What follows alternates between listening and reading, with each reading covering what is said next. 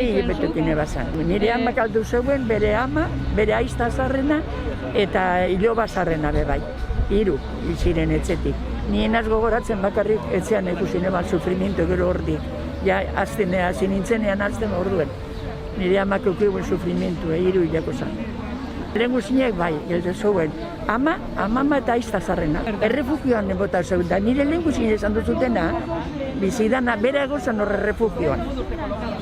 Bere egon zan refugioan, amak, da bai, barrura gongo zan, dezeuna zarte. Da bere aizta, guiu zen, urte bete iteko, niban sartxua izan zen, bere naizta txikerrenak egin zeuen eurrungo, ekainan egin zen urte txuen. Amata hilako zenian, amata aizta eta mama hilako zenian. Eta geratu ziren gero 6 nebarra bat, 7 izan ziren, eta 6 geratu zen. Azeke nire osabak, azelako sufrimiento pasauen, 6 umegaz, txikerrenak urte bete eiteko, zarrenak egin zen igual, 6 urte edo, 6 izanak 18 uki bazan, oseak zarrena izan zan izana, gogoratu herrien zer jaso zan. Ze izan da, ze bite badaki Gernikeko ez da konparatzeko omengoagaz eta Durangoko abez, baina Galdako inoiz ez deuri gogoratu holan. Oina urte ba ez dakit, 7 urte izango dira, ez dakit aito, bizi gora beran 6-7 urte gogoratuten nazela hori.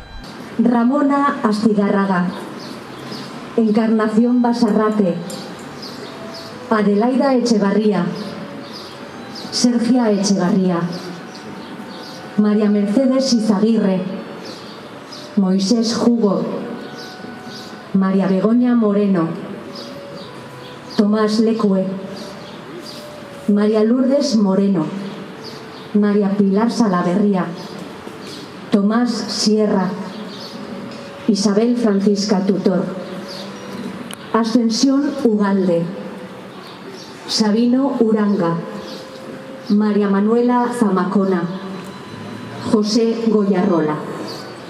Galdakaoren kontrako eresoetan, gutxienez 40 pertsona hil ziren. 37 bombardaketen ondorioz, eta 3 lurreko artilleriaren eraginez.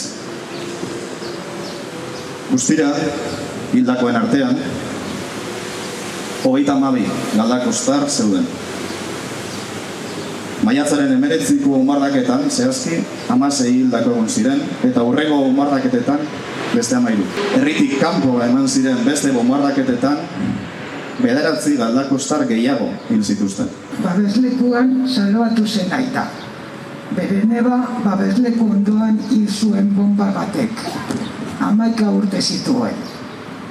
Minean ere zerezik, isiltasunean ez ziren. Gertatutakoaz hitz egiterik ezen. Berandu baino lehen, astindu ditzagun hautzak, mugitu ditzagun lurrak, zabal ditzagun leihoak. Begiratu diezaiogun aurrez aurre giltzet itxitekauko kutxek gorditzeko dutenari garen hau uler dezagun eta etorkizunean izan nahi duguna. Kontzientzetiki landu dezagun.